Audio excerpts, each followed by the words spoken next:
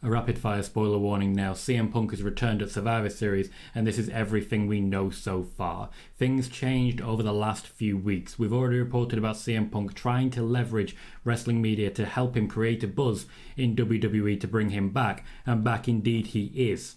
This is largely down to a meeting he held last week with Triple H, where essentially things did change. They were able to discuss the different limitations that would be put on CM Punk that would prevent him from acting out in the same way that he did for AEW. To quote Fightful, CM Punk told at least one person close to him he had an hour-long conversation with Triple H last week. WWE staff, reps, creative had no idea. He walked through the back in plain sight minutes before he appeared. They cleared an area out.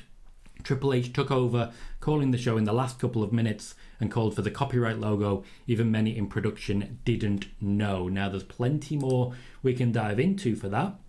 The initial report from Peter Insider is that it is a 2-year deal, and also reports that it literally came together in the last week.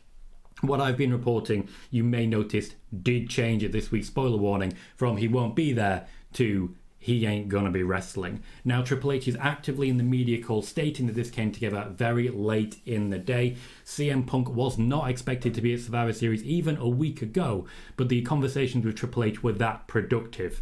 And this conversation apparently actually started while CM Punk was still in AEW. Sources suggest that the initial meeting that CM Punk had with Triple H when he appeared randomly backstage at a Raw was about how he was changing and what he wanted to see in wrestling going forwards. Now, this does create some immediate problems. First and foremost, I want to point out one of the people who wasn't aware was Seth Rollins, who was actually in the final match and main event, and is almost a shoo-in now to be the person that CM Punk challenges at WrestleMania, quite possibly for the World Heavyweight Championship. But we also have quite a lot of intensities from CM Punk. If I can quote a tweet of his, go suck a blood money covered D in Saudi Arabia, you effing dork.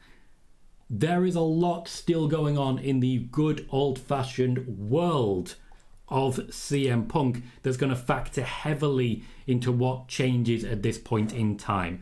But over the last few weeks, things have apparently changed. Triple H has confirmed that he and Nick Khan were the ones pushing for this, but it was largely due to extended pressures, fan base, TKO in general, but also CM Punk himself, who has constantly been reaching out. Now, I did report about 3 years ago now that Triple H and Vince McMahon were only really after a phone call from CM Punk to get the ball rolling.